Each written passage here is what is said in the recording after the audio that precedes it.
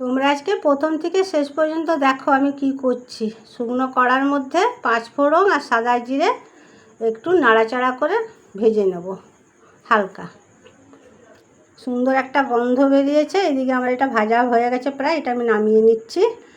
আর একটা কড়ার মধ্যে আমি কিছুটা জল গরম করতে বসালাম, তাতে সামান্য হলুদ দিলাম।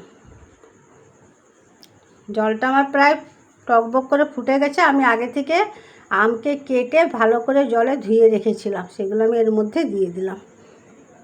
দিয়ে কিছুক্ষণের জন্য আমি এটা একটু সিদ্ধ করে নেব। প্রায় আমার সিদ্ধটা হয়ে গেছে। এই জলটাকে ভালো করে ঝাড়িয়ে নিচ্ছি। আর বাটিতে 1 বাটি গুড় নিয়েছি, কড়ার মধ্যে এই গুড়টা আমি দিয়ে দিলাম, দিয়ে ভালো করে জাল দিয়ে দিলাম। আর তার মধ্যে সামান্য হলুদ, লঙ্কার গুঁড়ো, লবণ গুঁড়ো দিলাম, দিয়ে একটু নাড়াচাড়া করে আর ওই যে জল ঝাড়ানো আমটা ওইটা আমি এর মধ্যে দিয়ে দিচ্ছি। দিয়ে কিছুক্ষণের জন্য আমি নাড়াচাড়া করে নেব। আর একটু কালারটা ভালো করার জন্য আমি একটু কাশ্মীরি লঙ্কার গুঁড়ো দিয়ে দিচ্ছি,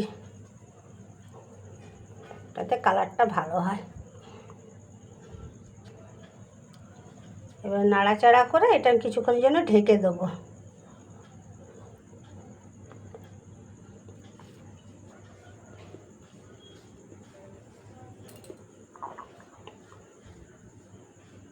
প্রত্যেক দিন তো রান্নার ভিডিও দেখো, একদিন না হলে পিসিমণি এরকম নতুন কিছু ভিডিও দেখো।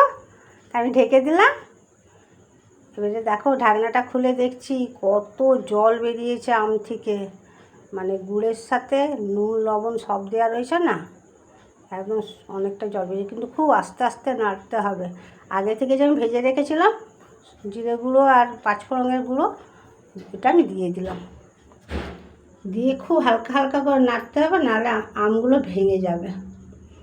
জোরে নাড়া চলবে না, গ্যাসটা কমিয়ে হালকা হালকা করে নেড়ে নিতে হবে। এবার আমার প্রায় হয়ে এসেছে, এটা আমি নামিয়ে নেব। বেশি আর করবো না, একটু নাড়াচাড়া করে নামিয়ে নিচ্ছি।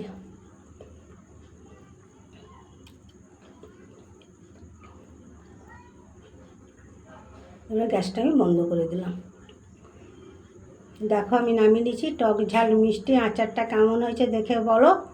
ভালো যদি লাগে নিজেরা করে খেও। আর ভালো থেকো, সুস্থ থেকো। পরের ভিডিওতে দেখা হচ্ছে। পারলে লাইক, শেয়ার, কমেন্ট, সাবস্ক্রাইবটা করে নিও।